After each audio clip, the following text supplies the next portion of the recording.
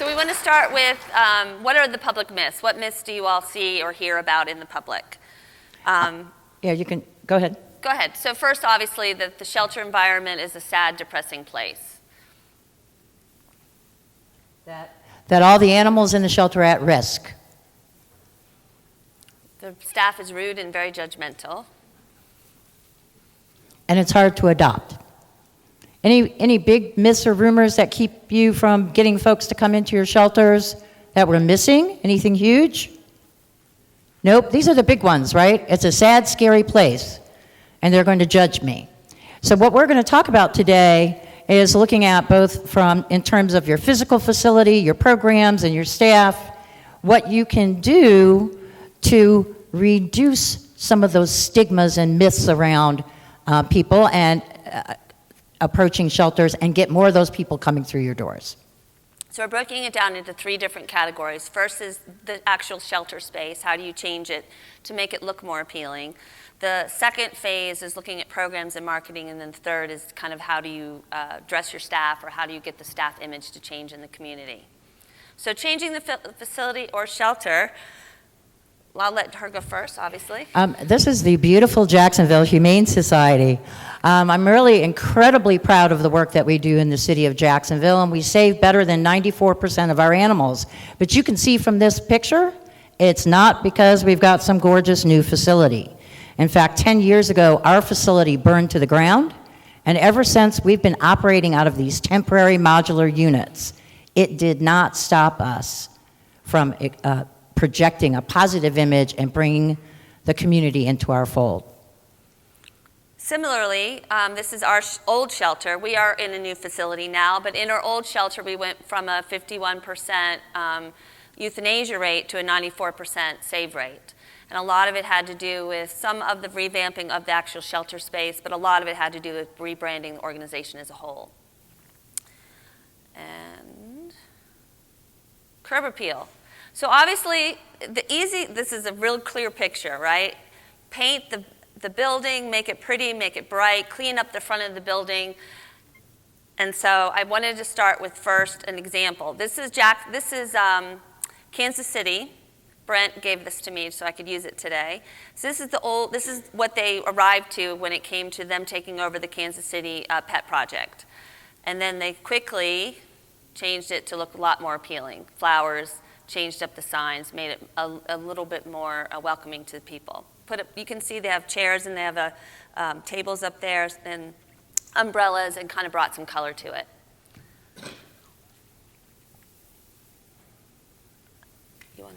This is another example of what a coat of paint and a little bit of attention to landscaping can make. And I want to emphasize here too that it doesn't have to mean money either. I have some friends here from Manatee. And I'll say when I first walked into Manatee about 10 years ago, oh my gosh, it was a former bar, and before that a seashell shop, and it was pretty darn rough.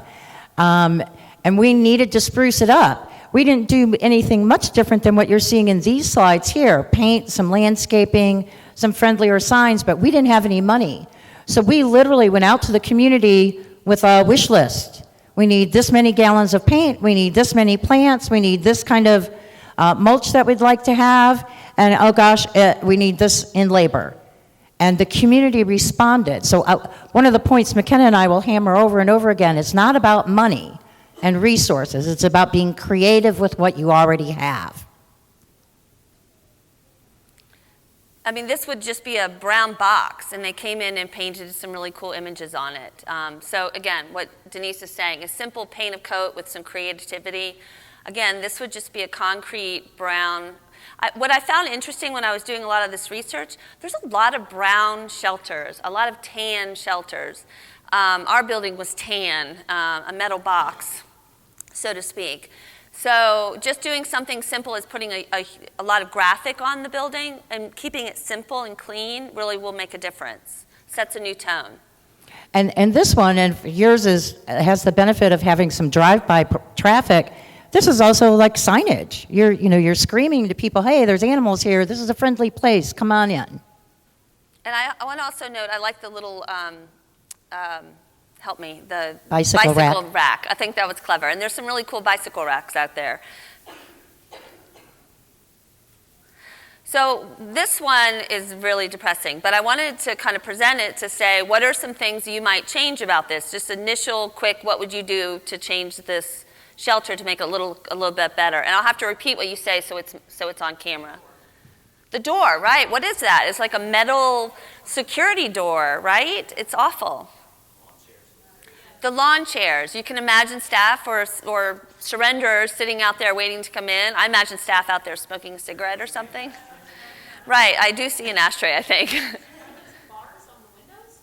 I believe that there are bars on the windows. Exactly. It doesn't feel very welcoming. Again, it's tan. I just think it's fascinating. What would you change about this one? I mean, it's not horrible, but there is something that definitely sparks that I saw that I immediately wanted to change. Get all those signs off. It's clutter. And it really communicates amateur, unprofessional. I mean, it's communicating 1,000,001 things other than whatever the message is on that flyer. And what I find interesting, all the different, you can see they have the star ones. That you're trying to get the attention with the cutouts, and there's so many of them. Which one are you going to pay attention to?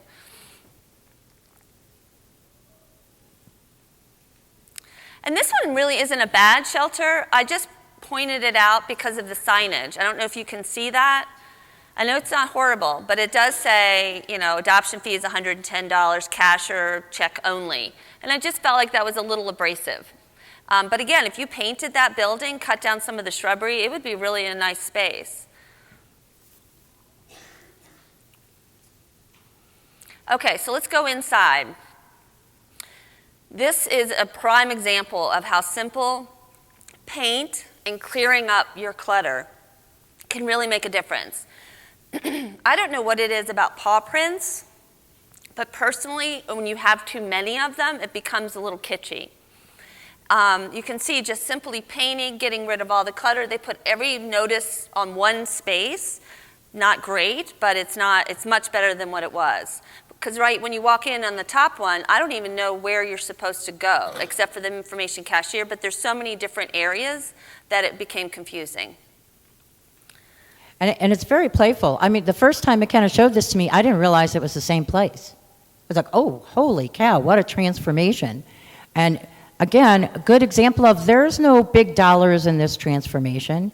They cleared the clutter off the countertops. They put some cleaner lines, some brighter colors that reflect light and make it feel lighter than it actually is in there, because I did notice they didn't change the lighting. The overhead lighting is the same, but they use colors that reflect that light better, so it's a more open, bright space. They've got some really pretty soft images of animals up on the wall. Right. They evoke the kind of emotion and feeling that you're welcoming, it's relaxed, it's a fun, friendly place. Whereas McKenna said that top one, I wouldn't even know where to go or what to do when I first went in. It looks confusing. It's confusing. And red, by the way, red is a very abrasive, stand back, alarm color. So be careful about the use of red in your shelters. I see hands up, and we're going to take questions at the end. We may question you a couple times throughout, but we will allow time for questions at the end, okay?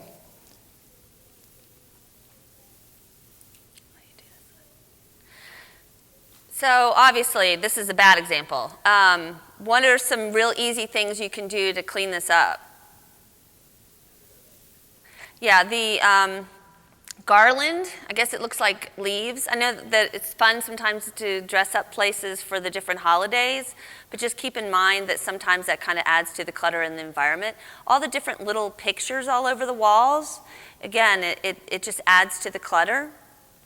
And negative messaging in there. Again, I don't know if you can read it, but we have no billing. Payment is expected at the time of services. Really? That's the first thing you want somebody to know about you when they walk up to the counter? If that's true, you can certainly get to that later in a conversation. But that's, you want the first thing them to see, read, feel is welcome, not the barriers right out of the gate. Another example, some real easy things. Clear off the counter, for goodness sakes. There's just so many different flyers and the signage. And I can't really read some of it, but it's not, the employee-only sign it screams at me, of course. It just doesn't say, welcome to our center, and I hope that you have a really nice experience. And so let's look at things like that. Honestly, if you walk through your shelter right now, how many signs do you all see? Is there a lot of signage up? Yeah, we'll talk about that in a second. I also love the storage of 20 to 30 ratty leashes right there at the welcome counter. Is that the best place for that? I doubt it. All right, happy environment. What I love about this picture is obviously the paint color is very light, it's bright. The pictures of the animals on the walls are simple. In a later slide, you'll see what we've done in Lynchburg is you take a photo and you can get it enlarged on a piece of canvas. It's not that expensive. Walgreens will even do them. So I don't know if you all have Walgreens in Salt Lake City, but we do in Virginia. CVS, I'm sure. You can get photo places to enlarge them and make them, and it kind of sets the tone as you walk in. This is a shelter that is filled with bright, happy animals and not a depressing place. Anything you want to add on that? Now, this isn't as exciting and fun as the last one, but I think a lot of us, I know in Lynchburg, we had one desk. It was a hole like this. Not much you could really have done with it, except that we did paint it yellow. This is not our example. But as simple as just cleaning it up and making it simple, having the flyers all in one location, it helps to unclutter the mind when people walk in.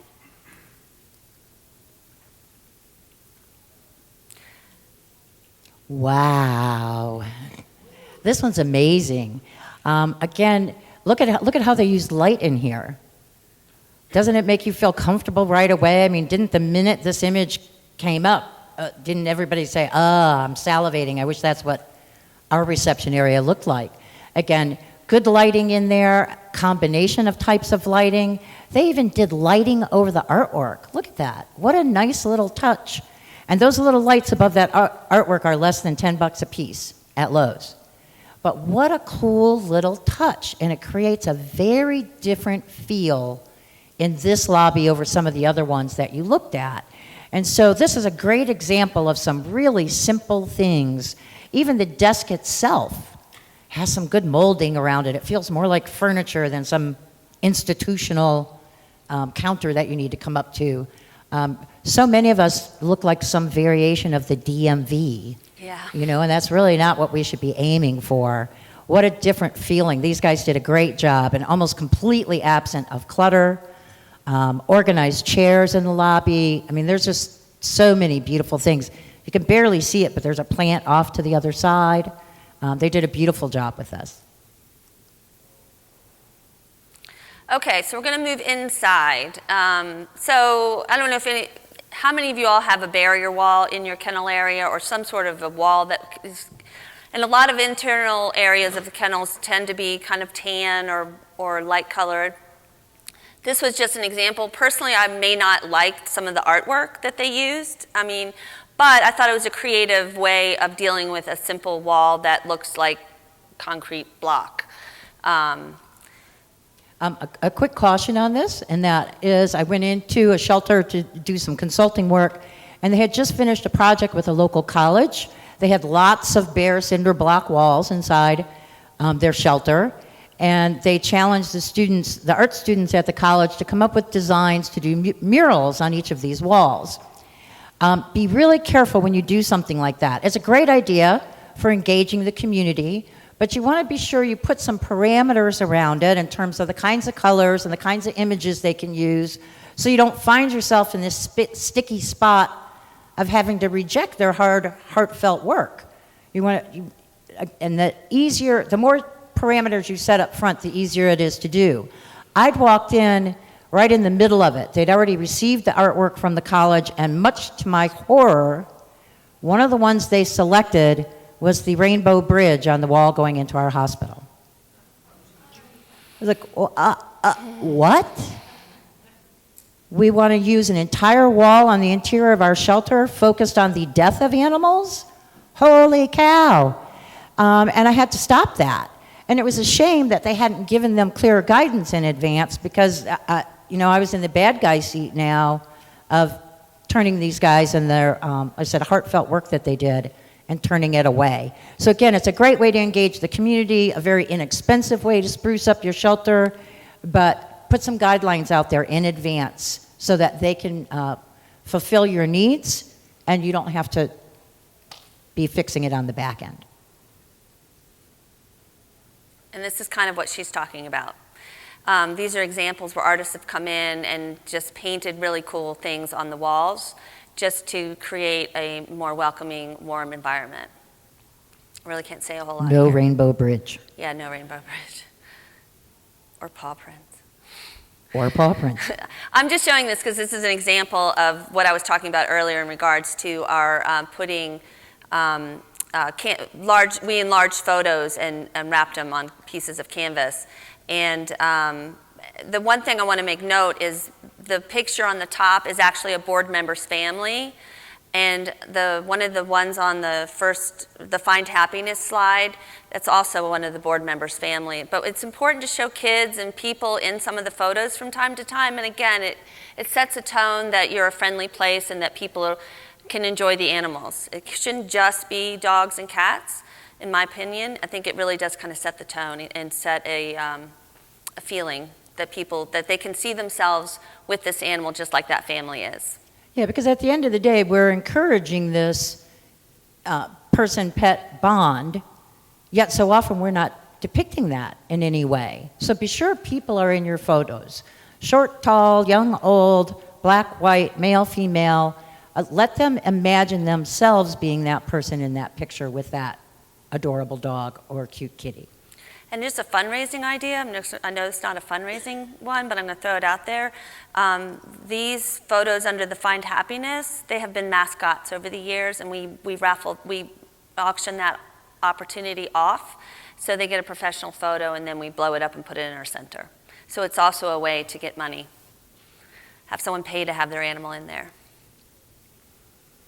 Signage. This is Denise's bugaboo. I'll let her kind of take this lead. Yeah, I hate signs. Signs are a poor substitute for you communicating one-on-one with the people who have taken the time to get in their car, drive to their shelter, and interact with you. Talk to them.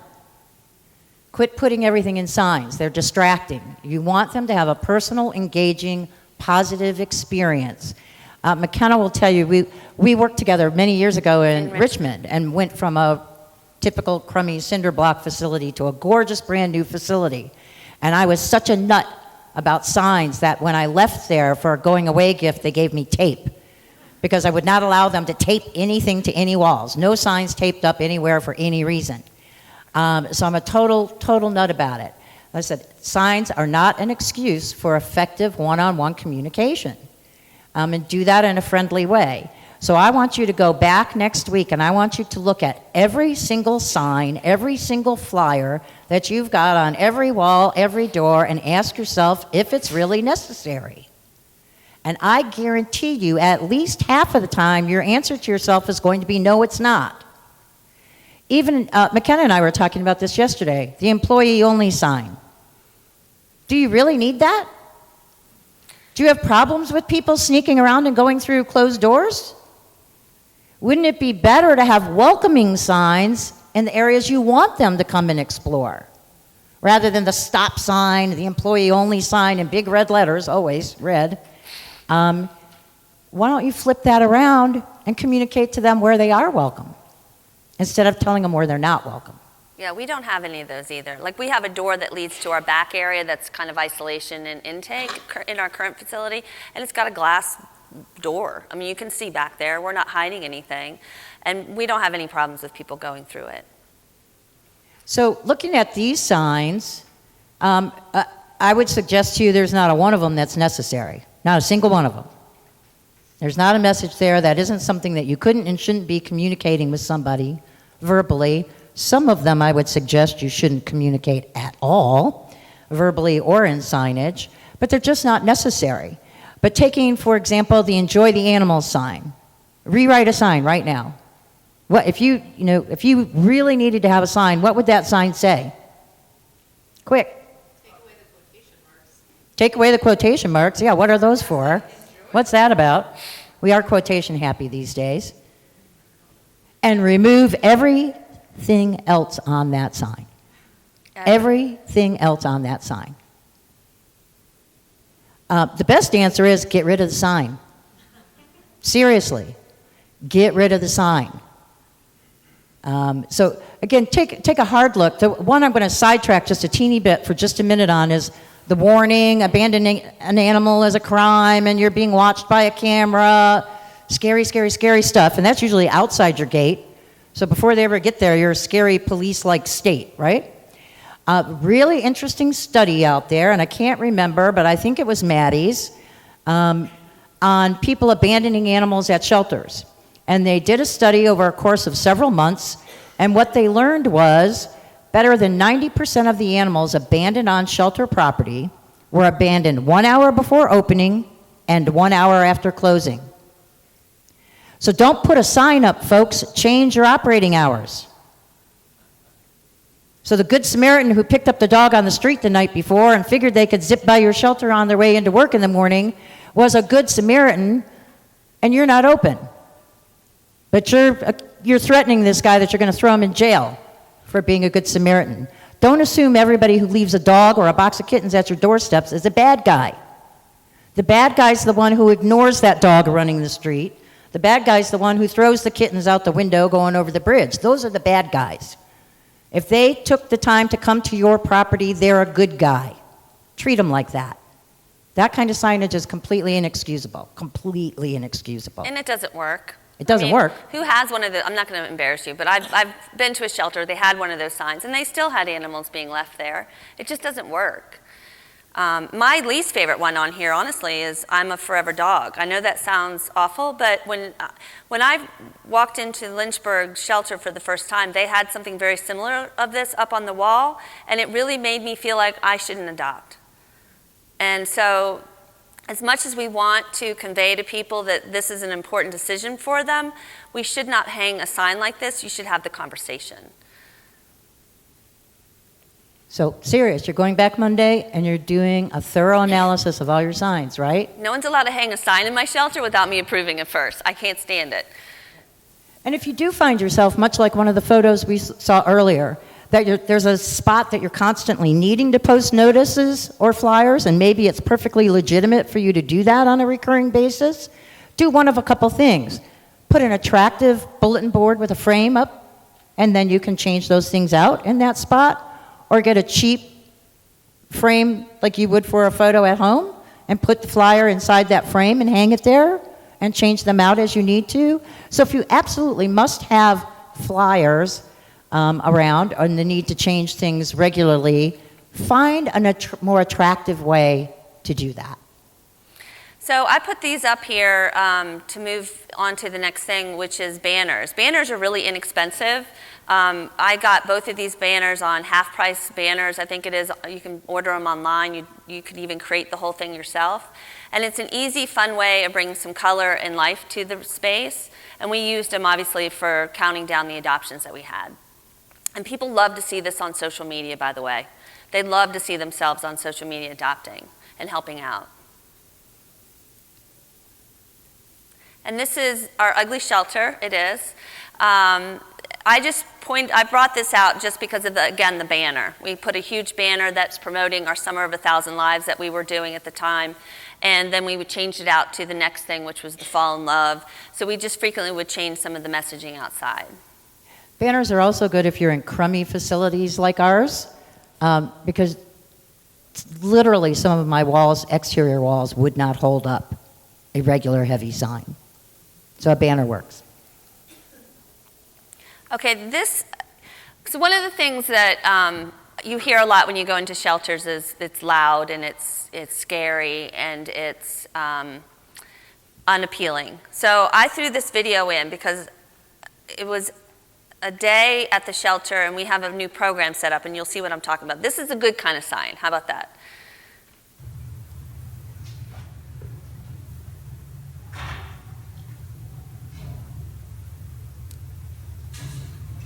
And the volume is not down, by the way. Feed me a treat. So what we did in Lynchburg is we put all the food in a crock pot up on the cages, and we encourage people to give treats or give them the food as they go through. So the morning meal is the food. And at the end of the day, we put the rest of the food in a bowl and then add to it for an evening meal. Of these wonderful new. And notice that the cage fronts aren't cluttered with photos and different cage cards and a bazillion signs and blocking the view of the dog himself. A friendly, please feed me sign is there. And we do the same thing in Jacksonville. We have buckets on the front, and we encourage people to feed our dogs. And our dogs learn that instead of getting all excited and jumping and barking every time somebody walks down the aisle, oh, person coming, that's a good thing, I'm going to get a treat. And we even work with them and some of our volunteers that, oh, don't give them the treat if they're barking. Wait until they're quiet, then give them the treat. And you'd be surprised how fast they pick that up. I remember the media going through our shelter in Richmond and commenting, I can't believe how quiet they are. So, well, we train them to be quiet. We work on this. And what a great way to get your potential adopters interacting and comfortable with the animals. You are literally inviting them in instead of the sign we saw earlier, don't stick your fingers in the cage, don't touch, wash before and after every interaction. Which of those things is going to produce an adoption for you? No question about it. All right, we're moving on to programs and marketing. So your logo. This is my bugaboo. So when I got, just to give you some background, I have a marketing and advertisement background, and Denise has a marketing background. So when I first got to Lynchburg, the logo on the left is on the right for you, sorry, was our logo. And I was immediately turned off by it. I mean, what is it? I mean, it looks like a bear claw. It reminds me of a high school kind of image. So I went out and tried to find a local designer to design one, and I had a lot of trouble with that. Tried to find it done for free. And so someone told me about a website called Logo Tournament, I believe it's what it was called, and it's still in existence. And you go out and you say how much you're willing to spend on a logo. You give them parameters that you're wanting, color schemes. You actually select some choices of logos that you like so they have an idea. And this is the logo that was provided to us. And this works in a sense that designers across the world are bidding for this job in a sense. So let's look at some logos. So these are bad logos in my opinion, and I hope that nobody is here from any of these organizations. Sorry. I'll start with the one at the bottom, which is Central Virginia Regional Rescue. It's a new organization that just started in our area, and it's hard to read the words. I had to step forward and go, what is that again? And it's hard to really see what the organization is because of all the clutter in it. And it's a difficult logo to reproduce. Friends of Campbell County Animal Control, these, in my opinion, and I'm sure Denise will have some more to say, these are amateur-looking logos. If you're going to choose an image, don't just cut it out and slop it right in the middle of your words, a Humane Society Pet Rescue Organization, or incorporated. And these are going to be difficult to reproduce. Yeah, because you want to think about that when you're looking at your logo design. You want to ask yourself, how will that look on a T-shirt? How will that look on a sign? How will that look on a banner? In an ad. And in an advertisement in the newspaper, how will it look if it's in black and white? How will it look if it's in full color? You really need to ask yourself all of that. And is the font something that you can easily find and easily be reproduced? If you go get some really obscure font, you're gonna run into trouble with some of the venues you use to get it reproduced and things you're reproducing it on. So you need to ask yourself all those questions and do the little test marketing yourself. Like I said, have your staff go out and look at a bunch of logos and tell you which ones they like. And then try to find out why. What about it did they like? And does it communicate? It should evoke some emotion from you. Correct. And do any of these that are on the screen really evoke emotion from you? Do you feel anything? I mean, it does from me, and the emotion is blah. there's nothing there to get too excited about. I'm not going to go running down to one of these places to see what they're all about. Versus, you saw McKenna's a minute ago. How fun was that? I mean, that was fun.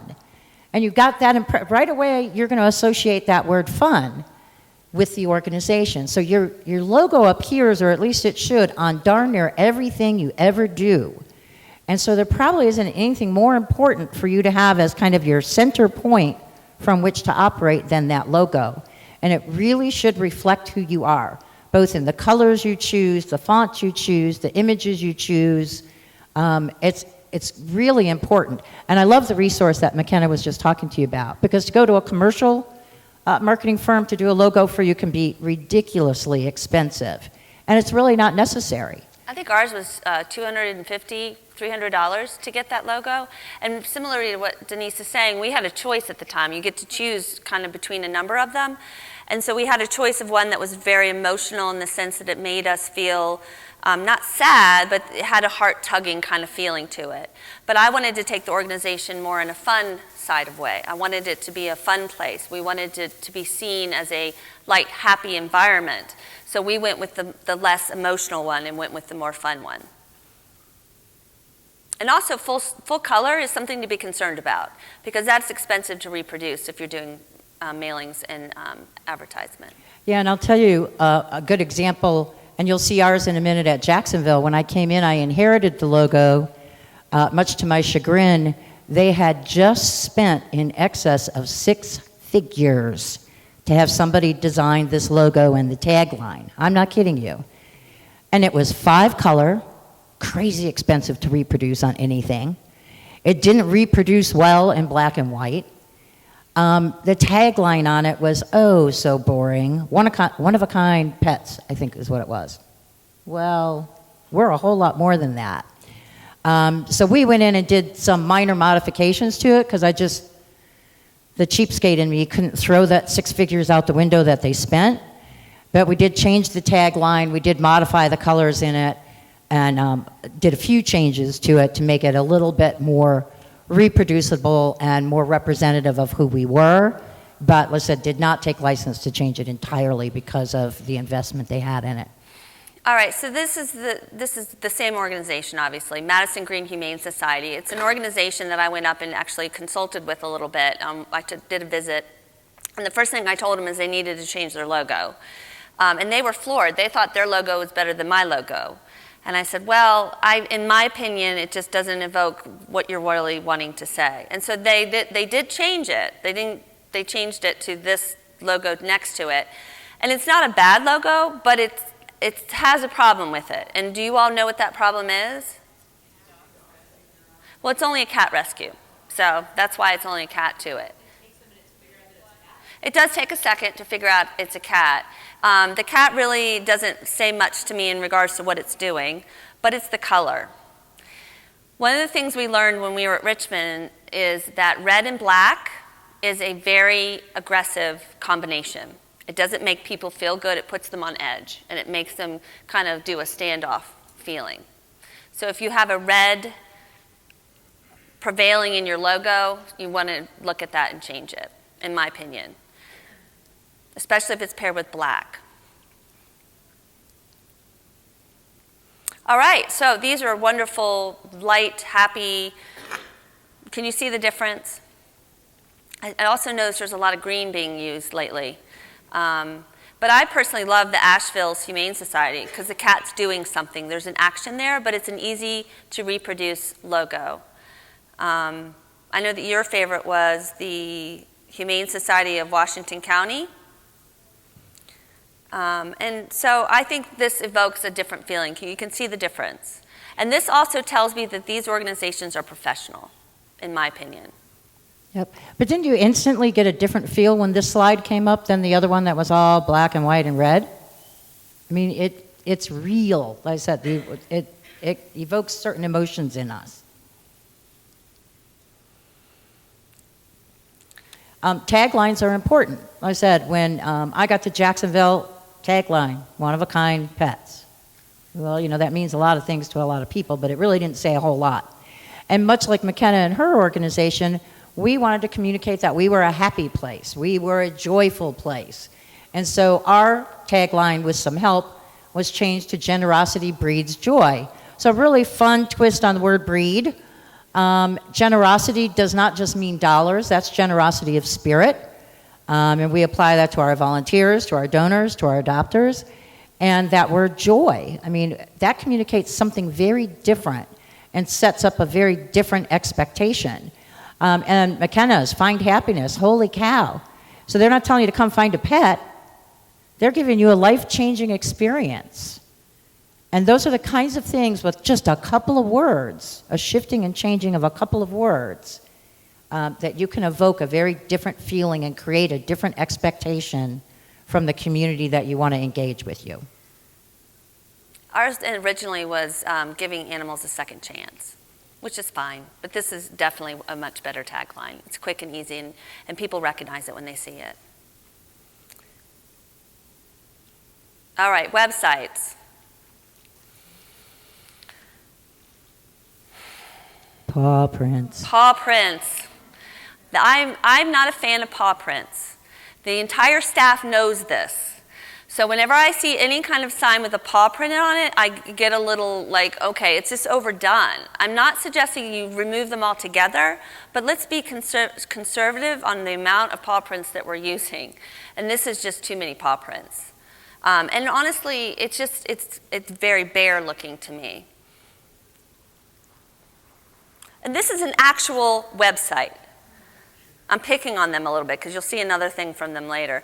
But that is really their website. What does that say to you? It truly feels almost like it's a wrong site. I clicked on it and I went, this is not their website. It can't be. And I actually clicked off of it and clicked back on it. And no, it's their website. So to me that says I'm not a professional enough organization to have the proper website. And I really don't want you to visit us. Or similarly, I don't care. Do you get the idea that this organization cares? That they couldn't put more effort, even just stick a paw print on there, for goodness sake? They didn't even do a paw print. This tells me they don't care at all. Whether you come and visit them, whether their animals get adopted, this shows zero effort. And I heard somebody say something about money, and I want to reinforce again, it's not about money. This isn't any cheaper than doing one that you embed a photo in. Yeah.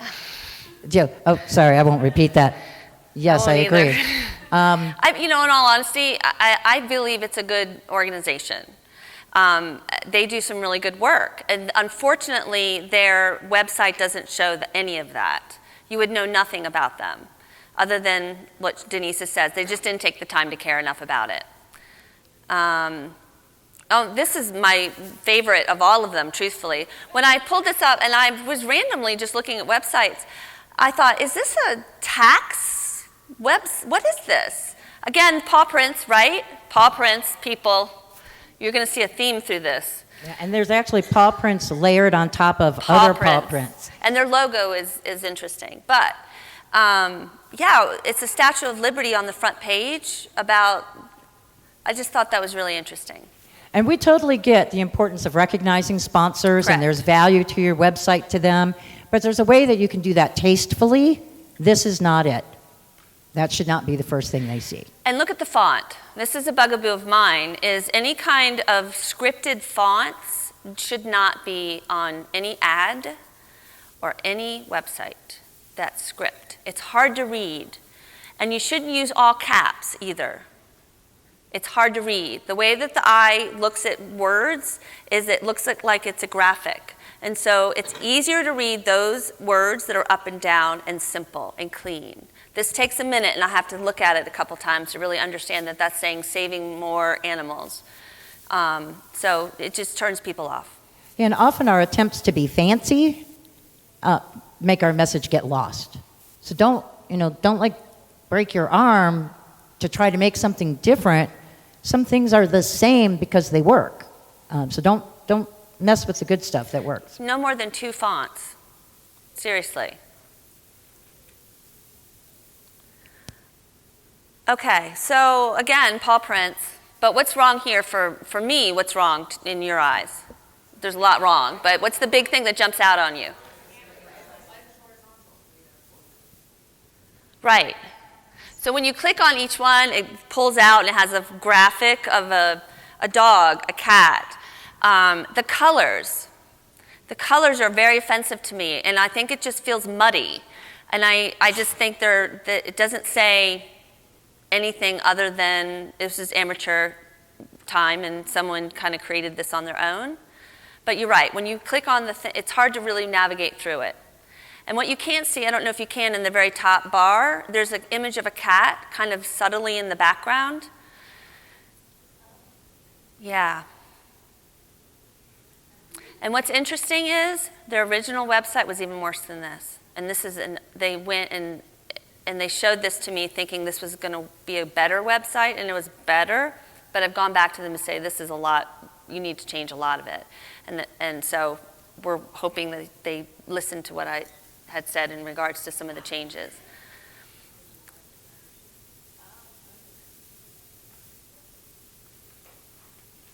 This one isn't bad. I am pointing out, what am I pointing out? But what I would say is there's just a lot of words on it, and there's a lot of colors to it. It's not appealing to the eye, and the bar is hard to see. But at least they have some nice pictures of the dogs. Yeah, and be very careful about being text heavy on your website.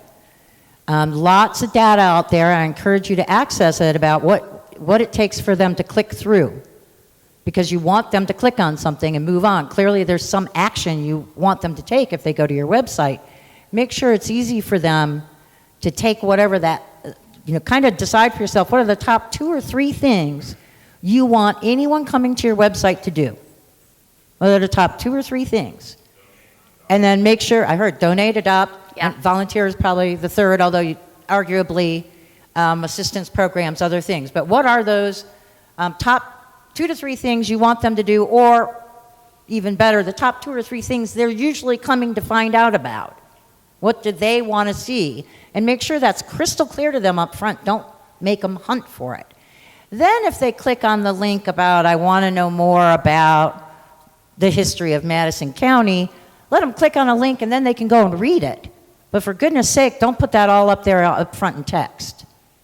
If that's what they want, give them a way to find it, but don't put it all out there. Same thing, look at all that text. Look at all the text. These are just examples of a lot of text. And?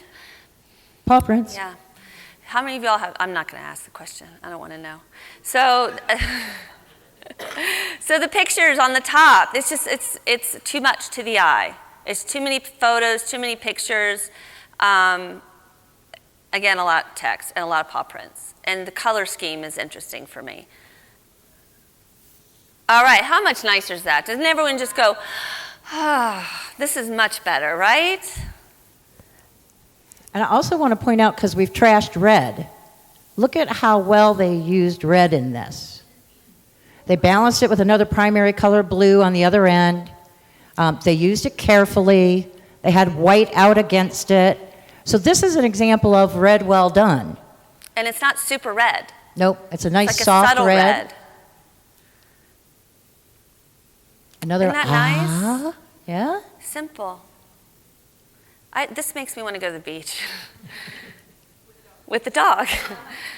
This is ours. This is the picture that you're seeing at the top interchanges every so often to another picture. But the first thing when you get to our page, you can donate, adopt, or you can go right to the children's programs. Those are the things that are most important for us for people to see. And Jacksonville Humane. There's us, again, simple colors. Our promoted pup is our long-termer guy that we want to feature. And that, much like McKenna's page, that rotates on a regular basis. So it's changing. So people who are frequent visitors are seeing something different. You want to be mindful of that too.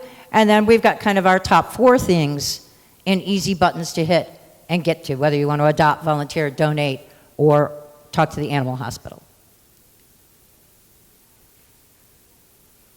Let's not forget about Facebook, people. I'm picking on this group.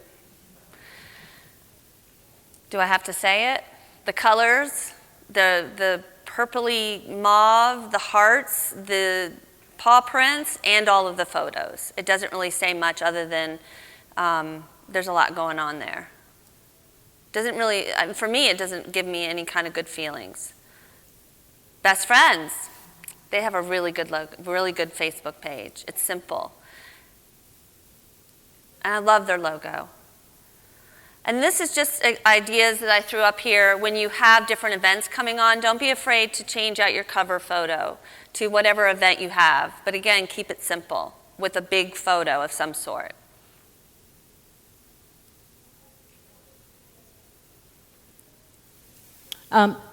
Again, remember on your Facebook page, like photos in the shelter as much as you can, people and animals together. You want them to picture themselves in this post. You want them to imagine themselves in this post. And so as much as you can, make sure your posts are incorporating your community, not just dogs and cats.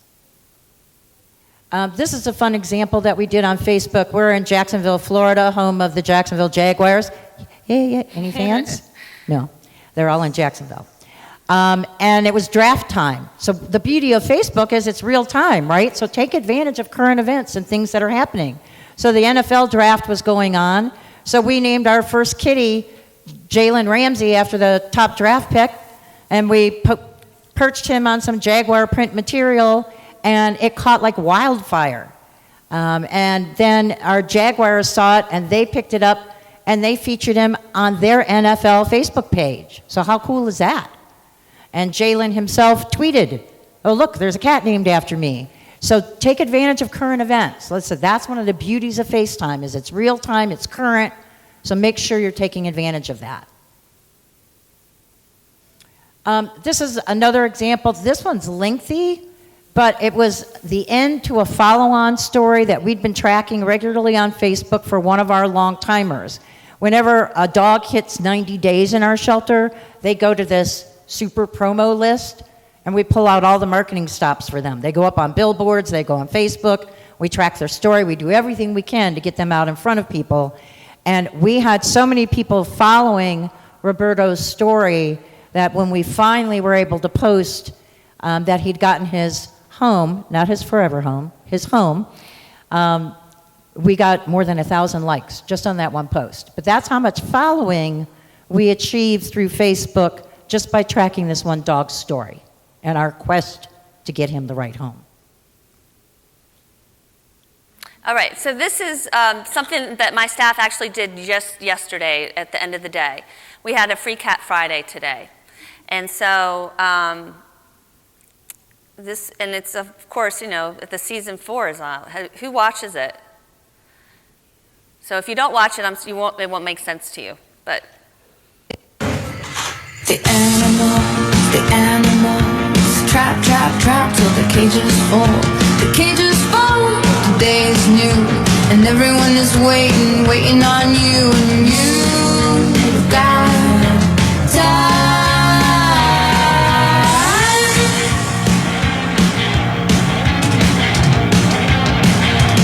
Think of all the roads, think of all their crossings. Taking steps is easy, standing still is hard. Remember all their faces, remember all their voices. Everything is different the second time around. And you've got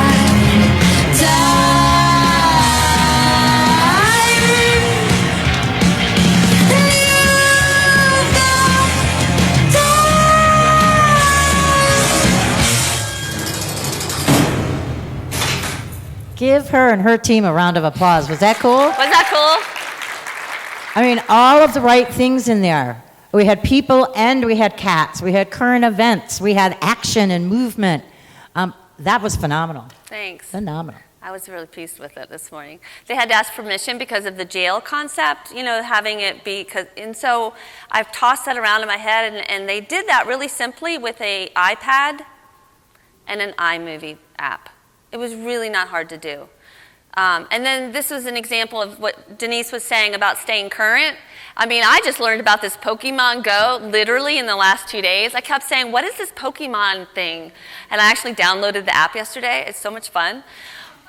But, so this was the staff's idea of just posting something real quick, and I thought it was pretty creative. It just, again, staying in current and with what's happening and creating a fun environment. And have any of you used Facebook Live yet? I see one over there. If you're not familiar with it, get familiar with it. It's a new cool tool through Facebook that you can literally go live on Facebook. You can do it. We've used it at events. Oh, we're out here waiting for the doors to open for the big mega event this weekend, and they see the lines of people and the excitement. We'll usually use it to walk down the kennels and let them meet people via Facebook Live, and they can communicate with you in real time when you're on Facebook Live. Oh, when do the doors open at the fairgrounds for the big adoption event? Oh, how much is the adoption fee? Oh, do you have kittens? And so you're able to live time go back and forth with them. Cool new thing on Facebook. Check it out. Yeah, we just did it the first time ever this morning. Because I saw a conference yesterday on the topic. And if you were in my original presentation yesterday, what do I do quickly? I change things quickly. So I immediately said, you all need to get on this. And we did it this morning when we had our big event. And it was really cool because you can see who else is logged on. And it's a really neat, and it stays on your page. It doesn't disappear. So it's a real easy way of doing a video to getting people involved and seeing how much fun everyone's having. Again, just fun signage and fun little, kiss me, I'm going home. Adopters love to see themselves up on Facebook.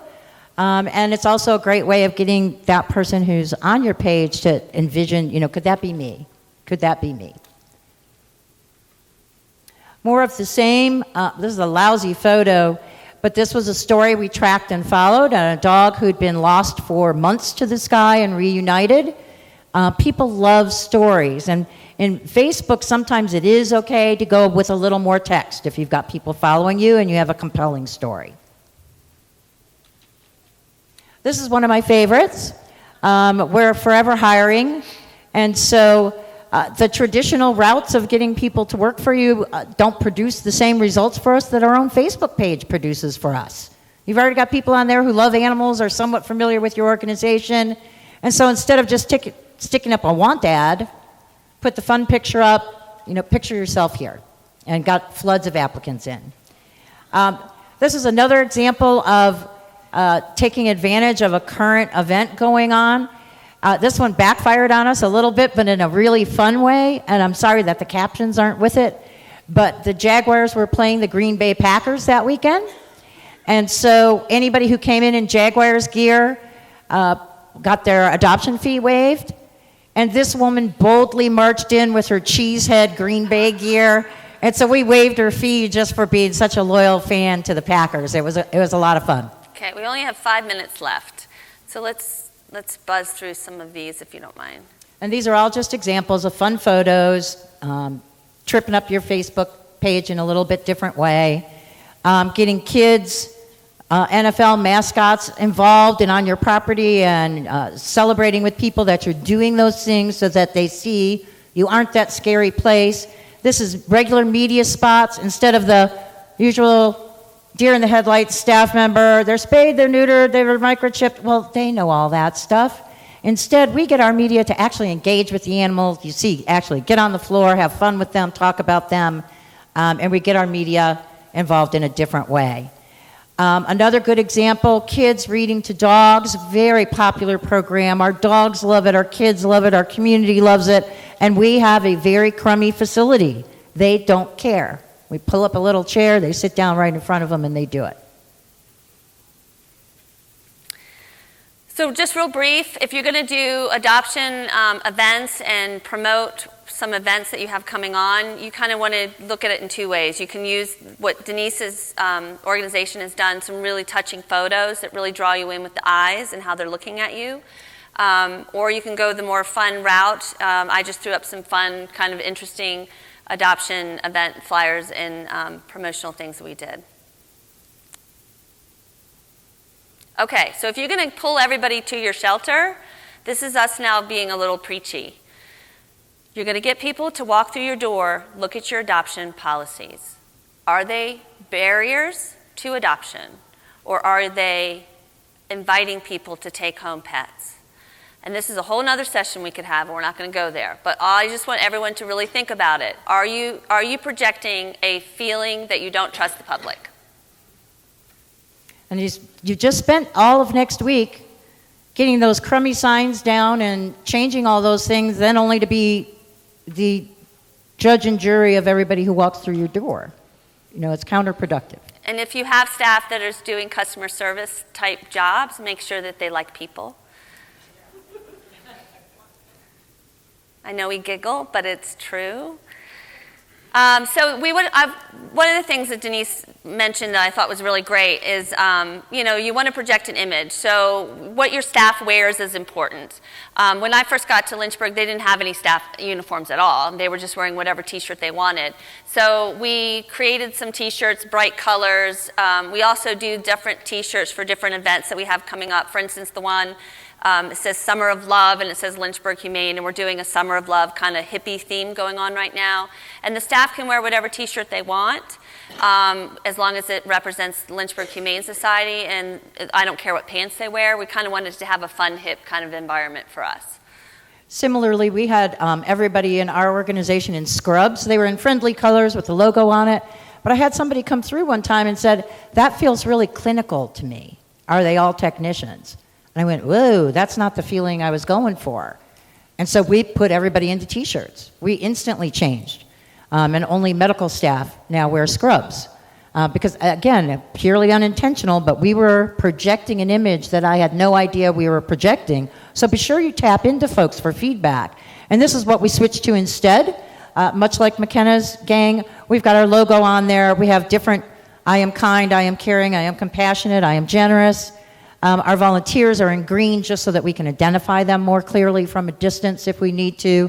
And then we also have special purpose shirts. We've got a Let's Build This Puppy campaign going on right now. So all of our staff has Let's Build This Puppy t-shirts too. And show your staff in your Facebook post. Show them doing fun things with animals and they're smiling and happy.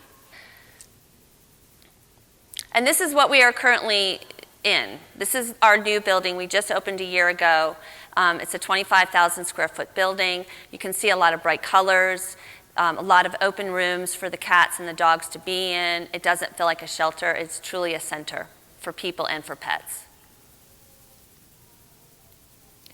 This is the artist rendering of the building that we just broke ground on in May, 44,000 square feet. Like I said, our building burned to the ground in 2007, and it's taken us 10 years to get it together, to be able to finally get a facility that our animals deserve to be in, our staff deserves to work in, our community deserves to engage with us in.